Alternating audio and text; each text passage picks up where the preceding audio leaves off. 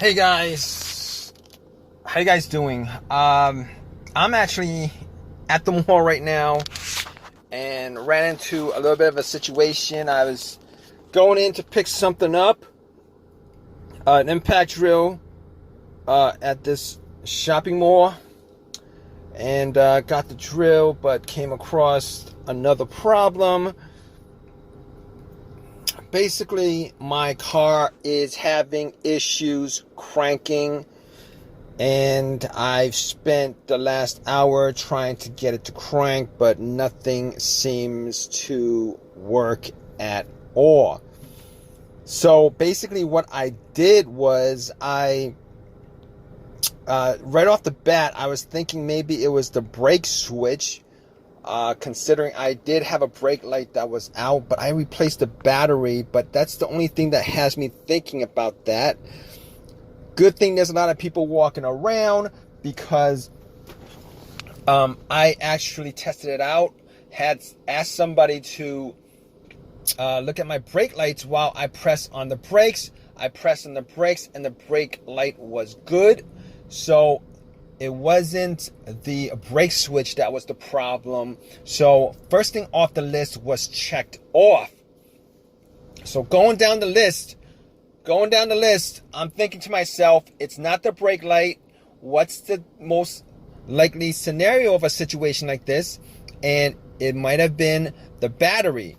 So I was thinking to myself, now, I drove about, I don't know, like 5 miles to the spot, and I spent maybe an hour and a half in the shopping center, and I'm thinking to myself, what are the chances that it could be the battery? Even if I left something on, like headlights, which I didn't because it's bright out, that's probably not the issue, unless it was a bad battery that wouldn't charge up. I was hoping that was the case.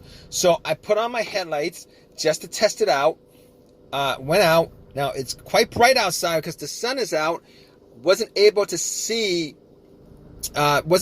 determine 100% whether it was the battery or not that was causing it. But I noticed that the headlights were bright enough that if I had a low battery, it was bright enough to work the headlights. So I probably would have been able to do a slow crank. I think maybe like a little bit of a crank, hearing something from the engine, which I was not able to do. All right, I heard like a click each time I heard a click, but everything else in the car works absolutely fine. The window works. The radio came on as soon as I try to turn on the car. Vent, the blower from the vents work.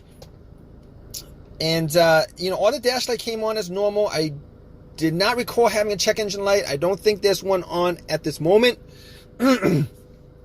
So, as far as everything else is concerned, it's fine. Everything is fine, except I can't get the car to turn over. So I went out and got the hood up, looked under it, looked at the battery. And granted, the battery hasn't been changed in about 3 years.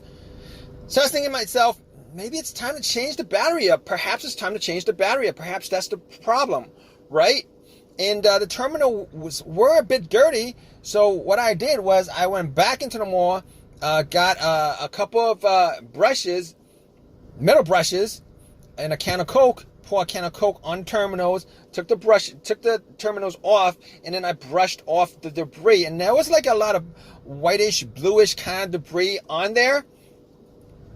So I was like, okay. It wasn't tight. I never actually tightened the terminals to the battery. It was tight enough where I could just bump it in. Like, I think last time I took a wrench and I just bump it in. And what I did was I was able to, twist it back and forth just to get the terminals off. Put some Coke on it, on both terminals, clean it out. It was 100% clean. Popped it back on, and tried to turn the car on after that, and nothing. Now, I couldn't say 100% it was battery at that point, but thinking about it, I was like, okay, so this is what the situation is, all right? I'm going to have to ask somebody to try to give me a boost, all right? So I waited. I waited a little bit because obviously I'm in a tight parking spot. There's a car in front of me. There's a car in back of me. And I was thinking to myself, okay, what to do at this point? Okay, so I went through a couple of other scenarios, and I was able to get, but before I get to the other scenarios, I was able to get somebody to give me a jump. The car that was right next to me, the guy, was nice enough to give me a jump. I had pretty long jumper cables. So got the cables on, wait a couple minutes, try to turn it on that way, and nothing. Just heard a click. The click was a little bit stronger, but I just heard a click. Nothing else happened. So at that point, I was like, I already ruled out a couple of things. I can rule out the battery because that jump should have just started the car up. And on top of that, I could, okay, all right, let's, okay, I actually did look at the negative line that was on the negative terminal of the battery. That's also important when you're looking for something that could be causing it, because a bad ground could cause a no start issue. All right, even if the battery's 100% good, or getting a jump on it. So I was like, okay. I did actually look at the ground before that when I cleaned up the terminals, and the ground was good, so I could rule out the battery 100%. I could rule out the battery. On top of that, at that point, I could also rule out the alternator. All right. So basically, if you guys don't know what the test for the alternator is, most of the time, if you guys have a bad alternator, the alternator goes dead on you. It will go dead on you while your car was on, while your engine was on, while your car was driving. It will go dead on you. All right. Normally, that's what happens when you have a bad alternator. So there's a rare chance that your alternator was bad. All right, and it wasn't charging up your battery, but you drove it to the very extent to where it died out after you parked it, and then you couldn't get it to park. That's a rare occasion that it happened. But the reason why I could rule out the alternator is because once you jump the battery, your car should be able to start just from the jump alone. And once you take the cables off, obviously, if the alternator is bad, you're not getting any kind of electricity to the battery. It'll die out on you, which didn't happen because the car didn't turn on at all. So I could rule out that. I could rule out all those things. At this point, I could rule out all those things because my car wasn't running when it died. It was sitting parked for a good hour and a half, and then I got in, tried to turn it on. It didn't do anything, and that's my situation at this point. All right. So knowing all of that, I was like, let's move on to what else it could be. All right. Maybe it's the relay. Maybe it's the fuses. That's the next most predictable thing as far as no starts are concerned, especially when there's no cranks. And I actually did think about maybe it was the fuel pump. That idea did come up, but it's not going to matter because it's just not going to matter because I can't get the car to crank. Normally, if you can get your car to crank and then it wouldn't turn over, that would be a no start, but a cranking situation, which could be a fuel line that could basically cause an issue like that. All right, but back to the fuses, which has something to do with the fuses. I'm looking at the fuses and trying to spot whether there is something that was burnt, a burnt fuse. Now I wasn't able to do any of that because I could do the smell test, see if there's any, like the visual test, see if there's any kind of burnt, brownish look on any of the fuses. Didn't appear to me like any of that was present. But going back to what my going back to what, going back to all the experiences that I've had with fuses causing a no start, I could pretty much pin it down to two ways of figuring out whether your fuses would be a component of your no start situation. All right.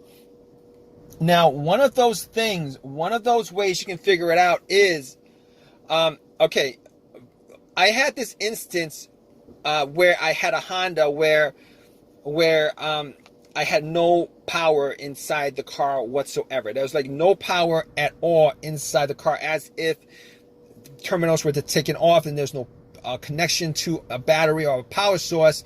Nothing worked inside the car. It was completely dead. So thinking about that, when I had that problem, it was a fuse problem. It was a main fuse that blew. All right, that main fuse connected the cable that came from the positive of the battery terminal to the fuse. It's to the fuse box itself. Now, the way I figured that out was I actually took two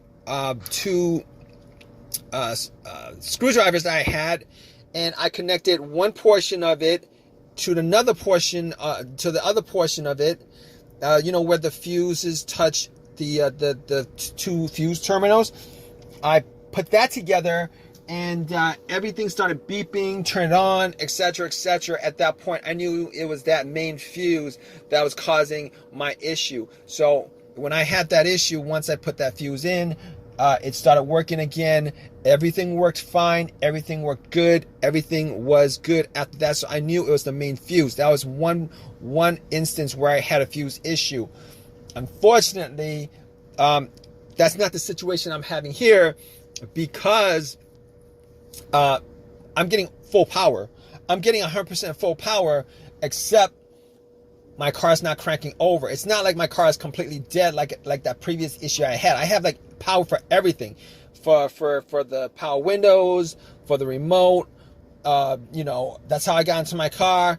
Everything works inside the car, so that's not the main fuse. I know that for sure, and it's not the main fuse. All right, so the second issue that I had previously, as far as a fuse problem causing my car not to start before, was I had a no start but a cranking situation. I was able to get it to crank, but I wasn't able to get it to turn over. Now, going back to my fuel pump, when I was trying to figure out whether it was, when I mentioned the fuel pump and how it relates to this, is I think the fuse was either the fuel pump or the fuse to the car's computer. All right, I had those two. It was either one of those two things. All right. Obviously, I'm not getting a crank, so I can't say that it's the fuel pump fuse that's causing the problem.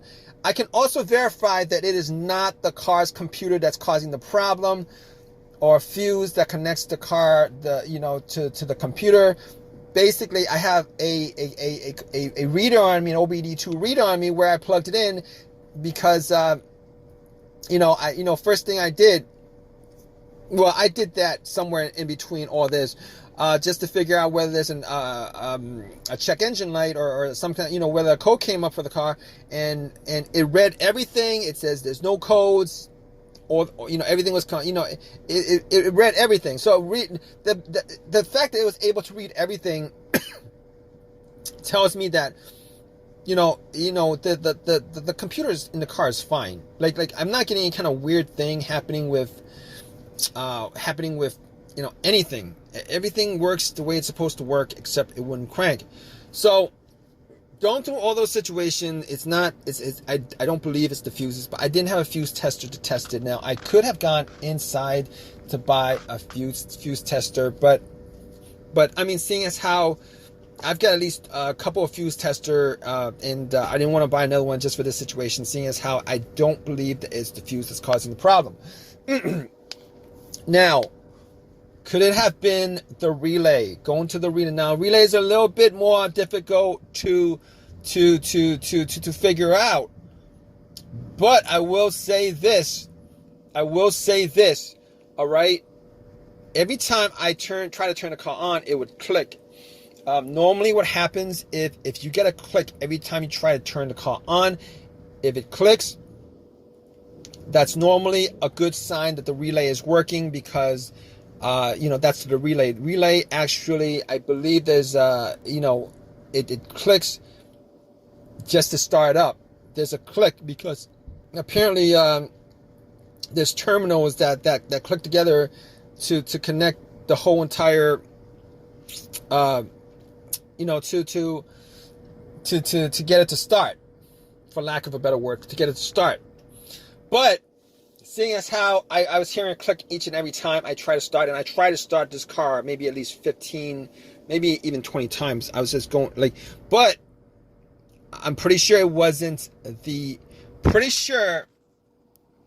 it wasn't a relay because of that. Just because of that, I'm pretty sure it wasn't the relay. Which puts me in this situation where it's maybe the starter. Could be the starter, maybe the starter, could be the starter. Now, that I did not think of that firsthand, because I did have the starter swapped out maybe like 8 months ago. I swapped it out 8 months ago. And I only probably put in maybe like 15,000 miles on the car within those 8 months. And I was hoping that it wasn't the starter, because getting 15,000 miles out of now it wasn't a brand new starter I bought, it was a refurbished starter. Getting 15,000 miles out of a refurbished starter is not a good thing. All right, it's just not a good thing. All right, that's just a defective item if that's the case, because you're supposed to get well over 100,000 miles from it. All right, so basically, that's the situation. And there's a couple of ways to figure out the starter, whether it's a starter or not. If it was, you could actually try to, bang on the starter and try to start it. Try to do that. Now, I didn't do that because I didn't have a crowbar on me, and I didn't feel like going back into the shopping center to get one either, because I have a couple of crowbars, but I don't have one on me. Didn't have one on me, so I was like, okay, fine. That's, at this point, I pretty much gone through everything as far as, what I could think of was the problem. So I was like, I ended up calling AAA, and, they're supposed to come and pick up my car. And once I get home, I'm going to figure out everything as far as, what it is specifically that's causing it. If you guys are having the same situations, which I think you guys do, if you guys are watching this video, just go down the list of everything I've eliminated. All right, 90% of the time, you should be able to figure out what's causing your no start if you're in this kind of situation. But just hold on, all right, guys. I'm gonna give you guys an update on my situation. All right, guys. All right, guys. So this is I spent 2 hours waiting for AAA to pick my car up, but no big deal. AAA pays for itself. If you guys don't have AAA, I highly recommend AAA. If you guys don't have it, it's well worth it. But going back to this situation with my car, I retested everything. The fuses, rechecked the lines, redid everything as far as I could see. I redid everything, the fuses, the lines, every single thing, the battery itself. I even tried to jump that a couple of times, the battery, and it turned out that the one thing was probably the starter, because I did that relay test with a paper clip on the relay just to get around the whole relay, and it didn't start at all. It didn't crank. It made no noise. Didn't even hear a click. So I was like, okay, this is the situation. What I'm gonna do is, I'm like 99% sure it's a starter. So I went in, took everything out, and and pretty much got to the starter. All right, before I took it out, I actually placed a wire from the positive terminal to the solenoid of the starter. Try to bump it, got nothing from it. So I took it out, did the test again, got nothing from it. At that point, I was 100% sure it was a starter that was the problem. Took it back to AutoZone. It's 100% warranted, which still kind of sucks. It's 100% warranted, but it still kind of sucks, right? I only got 15,000 miles from it. Spent all that time waiting. Spent all that time redoing the work. But I could have gotten a brand new one, but brand new one would have cost me $300 instead of another one for free. Got the one, exchanged it out. It is what it is. You know, it is what it is, guys. All right. So popped it in, put everything back together. Well, I popped it in and then tried to start it. Put everything back together, try to start it.